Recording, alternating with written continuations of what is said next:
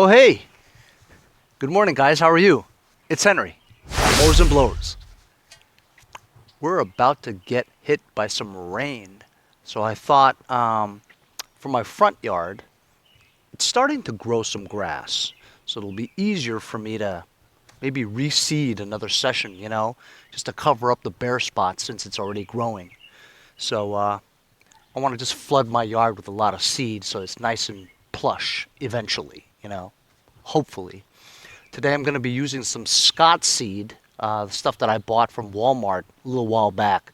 Bought like a 20-pound bag for $35. That Scott seed, it says, guaranteed to grow in bare spots. We'll find out about that. Sold this backing to my Cub Cadet. $37. Isn't that crazy? I was about to throw this out too. Anyway, money's money. Shout out to my old buddy from the UK, aka Mower Wizards. Check him out on Instagram. Andy Gobby donated a couple of bucks to the cause yesterday. Thanks very much, Andy. Andy's donated quite a lot of money over the past 6 months or so. Really appreciate it. He says that I help him get over. I help entertain him on a daily basis during COVID. So there's nothing to watch on TV, so he watches Mowers and Blowers. I actually watch my own videos. Shout out to Ronaldo Robinson from Big Sun's Lawn Care. Donated $5 yesterday. Thank you very much, Ronaldo. Appreciate it. Also, shout out to Gilbert Cruz from Sinton, Texas. Bought a sticker. Thanks for helping the channel out. Appreciate all the support, fellas. Keep them coming. So this was $35. It's a 20-pound bag. It's a Turf Builder grass seed commercial mix. All-purpose mix for sunny and shade areas. Quickly repairs bare areas. Coated to absorb 2 times more water than uncoated seed.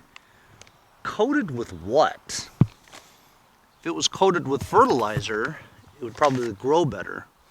It does look like it's coated by something. We'll find out. So I'm just gonna do the front just to test. I'm not gonna waste it if it doesn't work, you know what I mean? Ooh. There is a pebble blocking this thing. Therefore, may not work right. Aha. It was an acorn. So I'll put like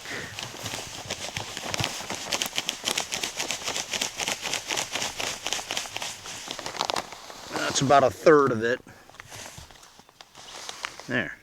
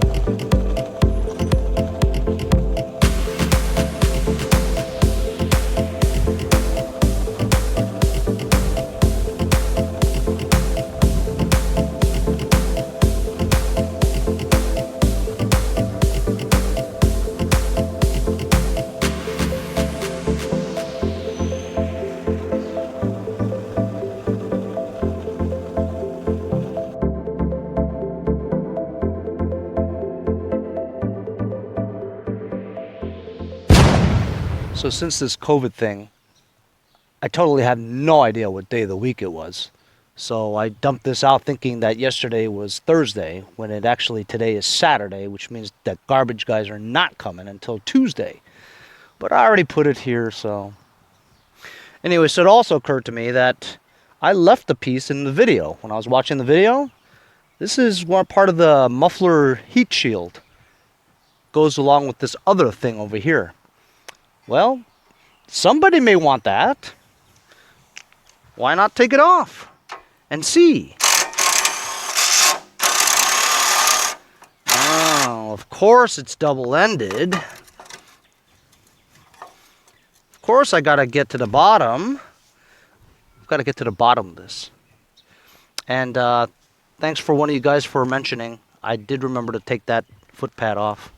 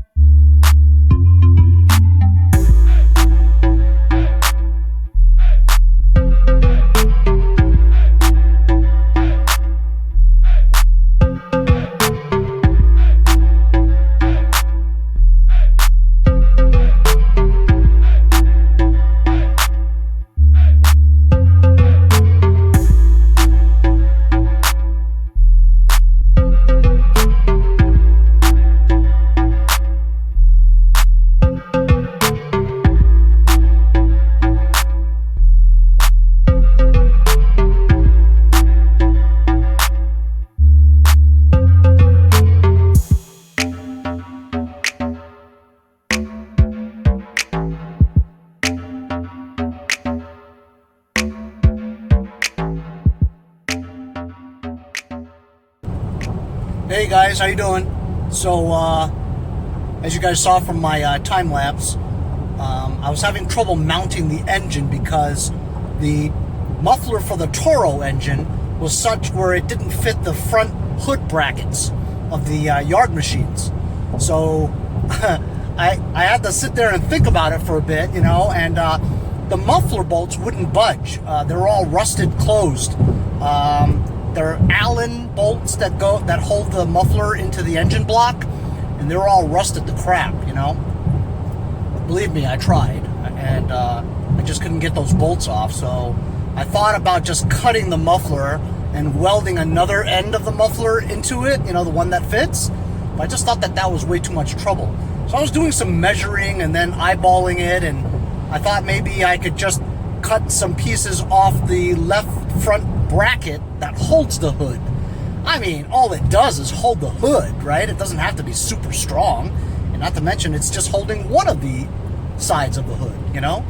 So I cut about 40% of that bracket off to accommodate the existing muffler on that 12 horsepower Briggs Flathead engine, and it fit.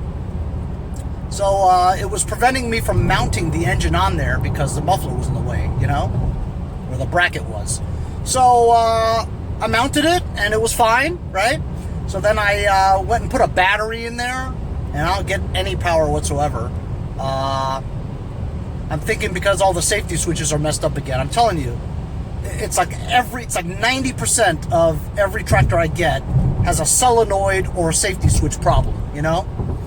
So I might have to rewire that too, you know? At least run a solenoid wire directly from the S-tab of the ignition switch to the solenoid, if the solenoid works, which I don't know if it works. Also, I figured out that the deck is kind of rusty too. I can't move the blades or the pulleys or anything. And the deck belt is cut. So, fortunately though, I think the drive belt is okay, which is great because the drive belt replacement process for MTD, nightmare. And I guess you're wondering what I'm doing in my car. Well, I haven't driven my Mercedes in, I don't know, since COVID, so 3-4 months. It's covered in pollen and dirt and all that stuff. Unfortunately, it's kind of raining right now, so I can give it a wash. But the reason why I'm in it is because I had to stop working in the garage because my friend Andy from Jericho, while he was driving his Mercedes going to Queens to do some shopping, us Asians have to shop at Asian food markets, and they're only available in Flushing, Queens or Elmhurst, Queens. Well, even in Long Island they have Asian food stores, but I guess they wanted to venture, you know? Anyway, he was getting warning lights all over his dash, man. You know, it says, in red lights, shut off engine now, command stopping, you know? And so, fortunately, he found a parking spot, and he's calling Mercedes to have their roadside assistants come and help him. But in the meantime, I'm going to go pick him up from Elmhurst, Queens. This is kind of far. It's about an hour from where I am, you know? But he's my friend. He needs help. Gotta go get him, you know? So that's it. After I pick him up, I'm going to drop off some supplies to my mom, who also lives in Queens, right? While I'm there, right? And then I'll go home and see what else I can do. But I don't know if I could do much. Like I said, belt's cut on the deck. It won't start because the solenoid is not getting power to the starter. We know the engine runs. Oh, also, Nick took the choke and throttle cable out of the Yardmachines. So I have plenty of choke and throttle cables, but I don't need a choke cable because it's a single cylinder. Usually you only need a choke cable if it's a V-twin or an opposed twin engine that requires a choke. So I had to drill a couple of holes in the area to allow my throttle cable to fit, you know, my throttle lever and cable. So I got that all worked out. I'll show it to you later. But I might have to do some rewiring. Pain in the butt, you know. Anyway, so I'll continue the fix when I get home. But a delay in the episode. If you guys aren't familiar with New York City, this is Elmhurst, Queens. FDNY is our police department, our fire department. Still have graffiti around. People are wearing masks. And I'm in traffic. I haven't had traffic in a while. That's what you get when you're in New York. Quite a bunch of people on the streets.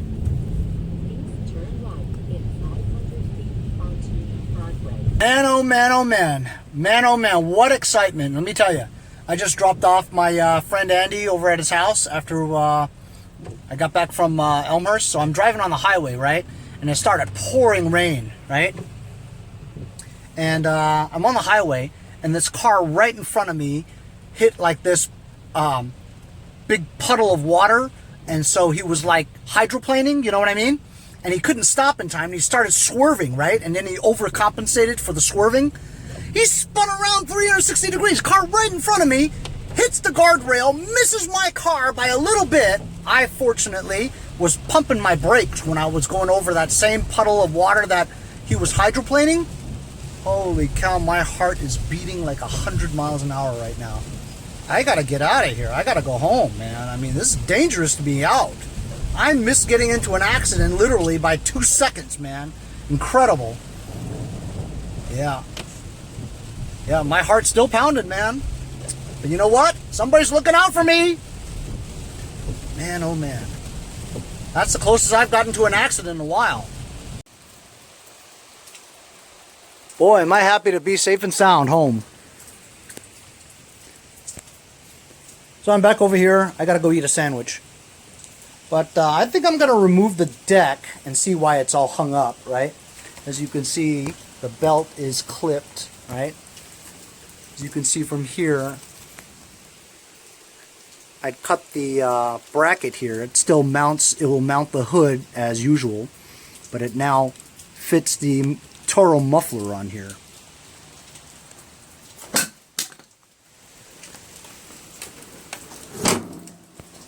Install the new battery, I get nothing. So I'm gonna have to check out the wiring later after I remove the deck. In addition, I have to mount the MTD style pulley and most importantly the flange on the top. That spacer will not go on there. I mean, this double stack pulley won't fit MTDs without this top spacer there. So I guess I'll be working in my garage today because it's icky out. Also, this rim, the tire, I got it on its bead, see? You saw I used ratchet straps, compacted that tire so that the side of the bead touches the rim so I could get air in it. I also dumped some ATF in there. Seems to hold pretty well. Scores! In addition, I have this throttle that I put on here. Drilled 2 screws in there to fit. All kinds of stuff happening today. My neighbor's house lost power because their wire went out. Came pretty fast. So I just had my sandwich. I'm ready to go for part 2 of today. So I have to check the solenoid because got a new battery in here, but yet the ignition is not cranking the engine. So solenoids on MTDs are usually there, or here, or there. But because this version of the tractor looks like my Rodimus Prime, where it has this middle part there, you know, almost like you're riding on it, you know, there's a panel there that you could unscrew and maybe get access to the rear part of it where I believe the solenoid is hiding. Let's take that panel out.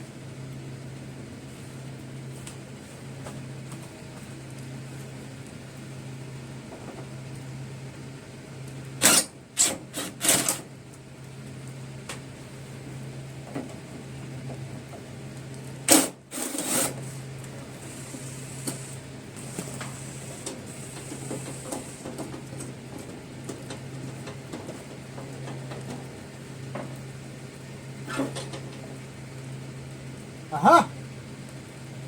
This is at least more convenient. Solenoid's right here. Let me jump it.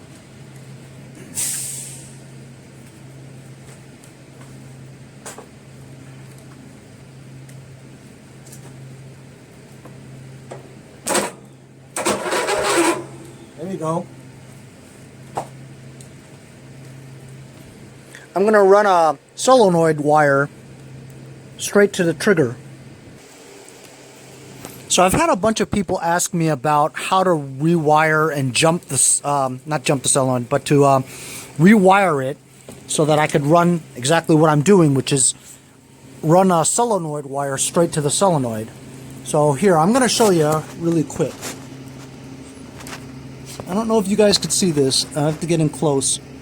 So if you look at the ignition switch, right, you can see right there, there's a G. G is ground.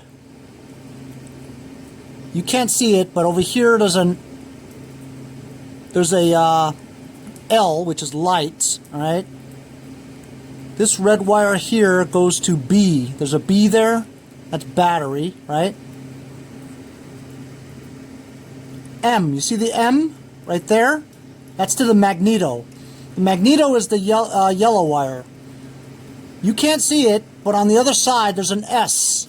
Okay, S is starter or solenoid. And that's the orange one right here. See this orange wire right here?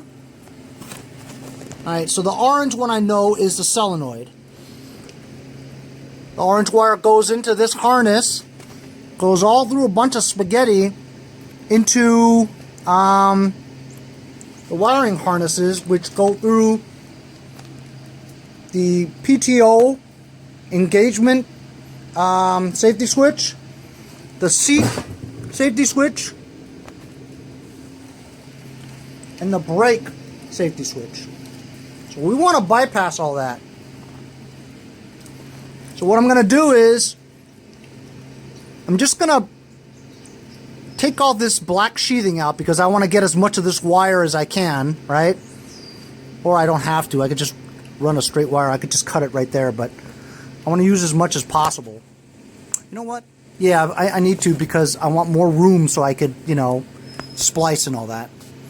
So I'm going to get my own orange wire somewhere, cut this, attach my own wire, run it through to here. This here, you can just tell by feeling that there's only one tab, okay? This is a 3-post solenoid. So the other post, which is a 4-post solenoid, the other post is the ground. So that's why they negated that extra post. So this is grounded to the frame. So that's your ground. So all you need is this trigger wire here, see? So I'm going to pull this trigger wire out. And this is not getting any kind of signal. I mean, I don't know, but I'm assuming. But it's okay, we're going to get rid of that anyway. There's a better shot of it. As you can see, it's orange.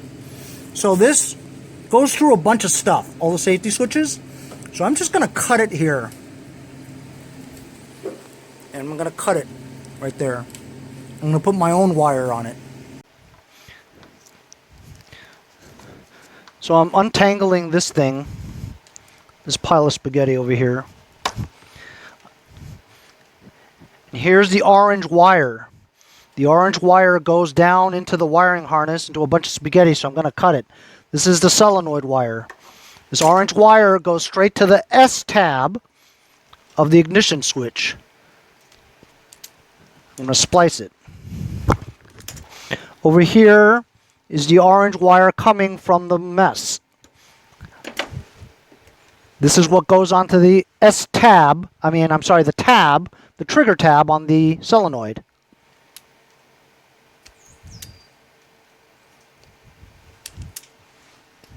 My own orange wire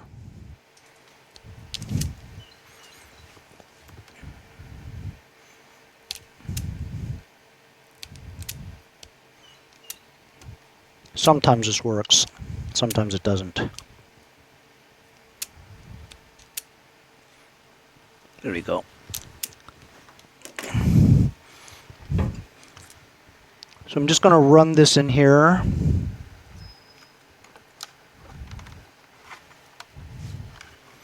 Pull it out here. See it? You see that?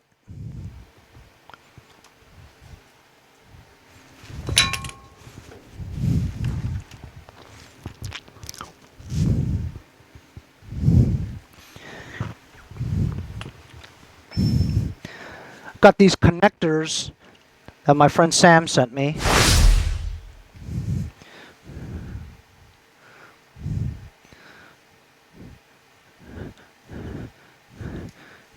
Oh, that's not how you do it.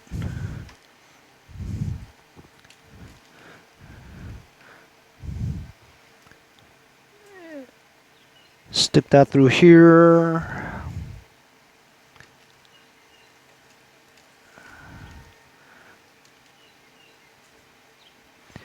This could drive you crazy, actually. I usually just use black electrical tape, but because I have this, I want to use it.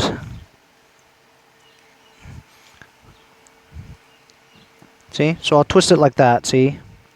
You want to make sure you get a connector that's thick enough to go through this stuff. And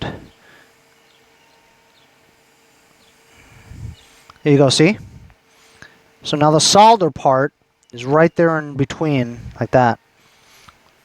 So I'm going to heat that up in a second. I'm going to do the same thing with my orange wire and this one over here. Get a connector. Stick it through.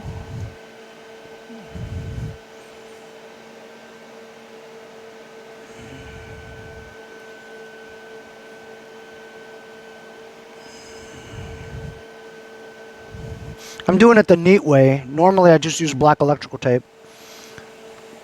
There you go. You guys see that?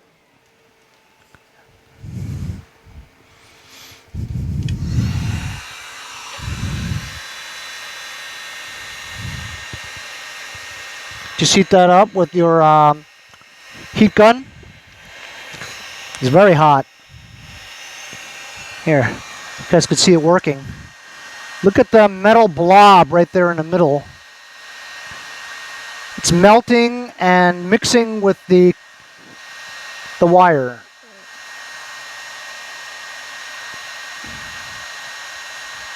See that? I'm going to do the same thing with this one.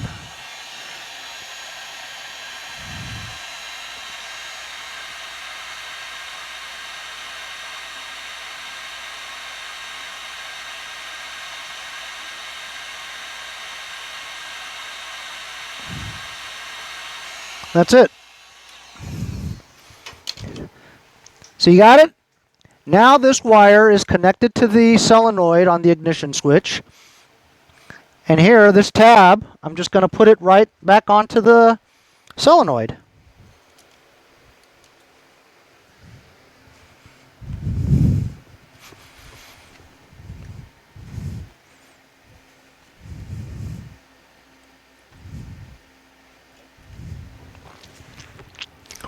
So now it should crank the engine.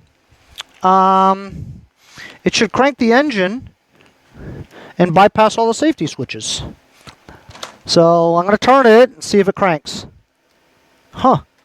What on earth? Maybe the ignition switch is busted, huh? The plot thickens. You know, guys, if it's not one thing, it's another, seriously. So I took my multimeter out, and I was testing the fuse, right? The original fuse here. So I wasn't getting any power out of the fuse. The fuse was good, but there was no power on either end. And I look inside, and both tabs were so rusted, right, that the minute I pulled the fuse out, it just crumbled, and the metal tabs in there that hold the fuse, like dust came out, you know? So I just attached this new fuse onto here, right? So now it's getting power. Before it wasn't even getting power. So we put the solenoid wire. Let's see if it cranks. It should crank now. It's getting power. Here we go.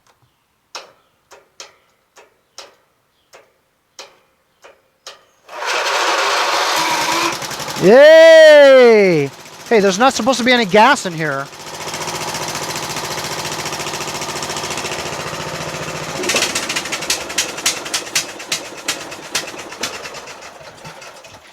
Awesome. I didn't connect the magneto wire, which I need to extend. So there we go. The solenoid wire to the ignition S-tab directly to the tab on the solenoid, the trigger tab. Always works, man. You have no safety switches on here now. But now I have to connect the magneto wire so that I can turn it off.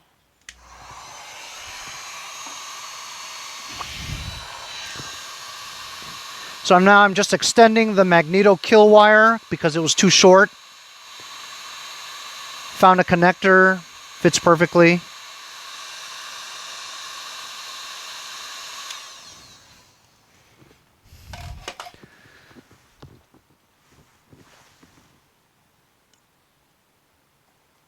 So now it should start and shut off. I'm surprised this thing even ran because there's no gas. Wait a minute, is there gas? Oh, there is gas. You know what, let's try it again.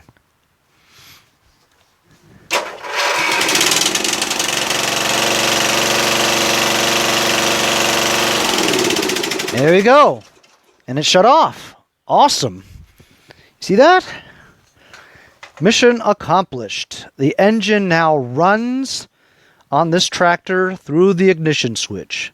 Fantastic. I'm going to put all this stuff together, and I'm going to go put this double stack pulley on.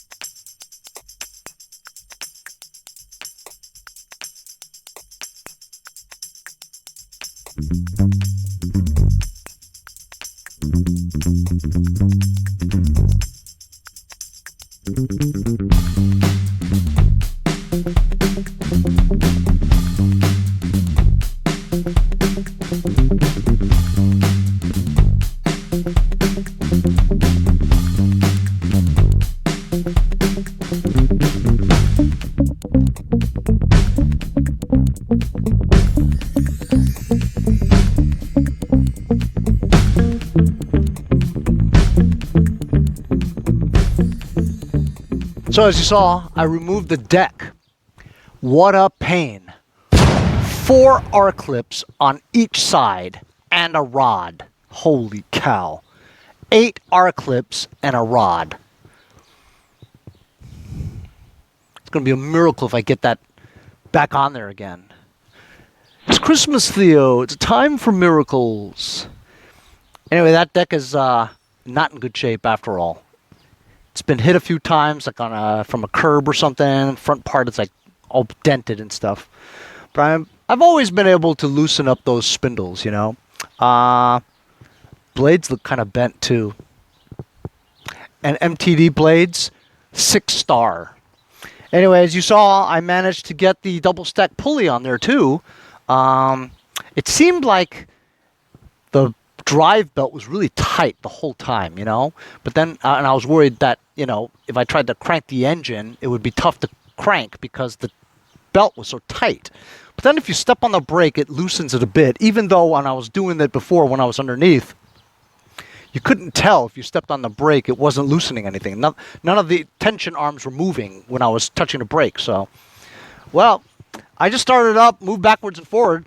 It looks like it works just fine. As a matter of fact, you know what?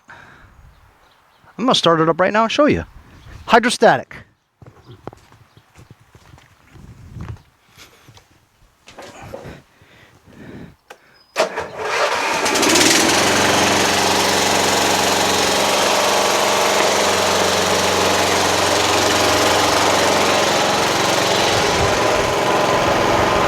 Actually pretty fast.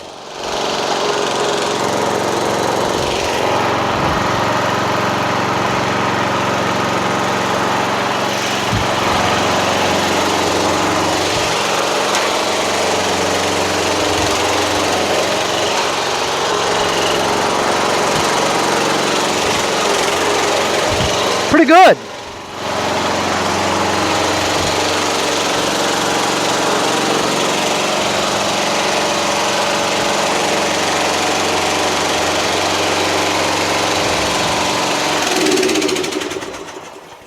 Very good. Steering it's a little stiff too, but it's okay. Better than that Toro and that John Deere for sure. How about it, huh?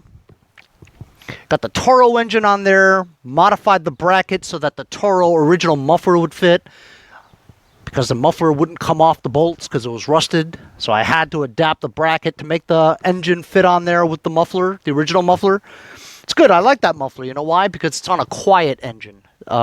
Those Toros, the wheel horse ones, they're always very quiet. I know this doesn't really seem all that quiet, but it's supposed to be quieter.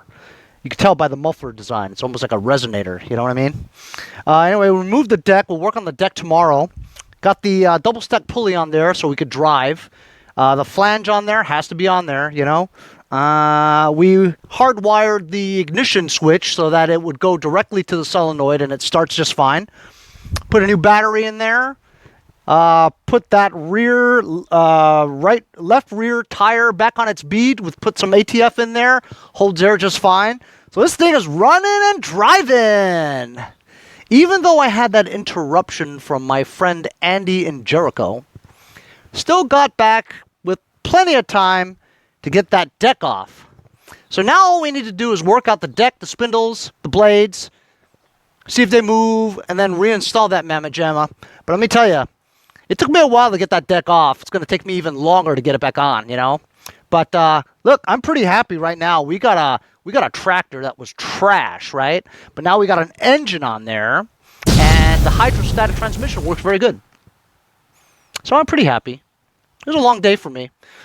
Thanks a lot for joining me today on today's episode. I'll see you guys next time on Mowers and Blowers.